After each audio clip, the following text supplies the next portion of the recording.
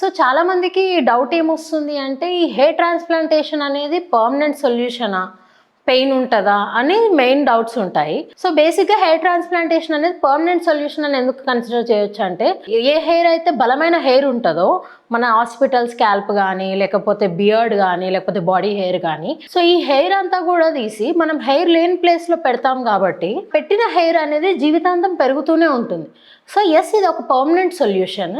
And pain ఉంటదా అంటే, anaesthesia ఇచ్చేటప్పుడు కొంచెం పెయిన్ అనిపిస్తది. బట్ వన్స్ అనస్థీషియా అనేది ఇచ్చిన తర్వాత ఆ ఏరియా మొత్తం కూడా పెయిన్‌లెస్‌గా మనం ఈ ప్రొసీజర్ అనేది హ్యాసిల్ ఫ్రీగా చేసుకోవచ్చు. ఇది కంప్లీట్ డే ప్రొసీజర్. అంటే పేషెంట్ మార్నింగ్ రాంగానే ఇంటికి పంపించేస్తాం. ఈవినింగ్ వరకు ప్రొసీజర్ అయిపోంగానే. సింగిల్ డే ప్రొసీజర్ ఏదైతే అయిపోతుందో దాని తర్వాత పేషెంట్ ఇంటికెళ్ళిపోవచ్చు. దాని తర్వాత మేము ఫాలో అప్‌లో ఉంటాము. వాషెస్ అవన్నీ కూడా షెడ్యూల్ చేస్తాము. ఒక 15 డేస్ జాగ్రత్తగా ఉంటే ఆ పెట్టిన జుట్టు అనేది కూడా బలంగా పెరుగుతూ ఉంటుంది. దాంతోని మంచి రిజల్ట్స్ కనిపిస్తుంటాయి.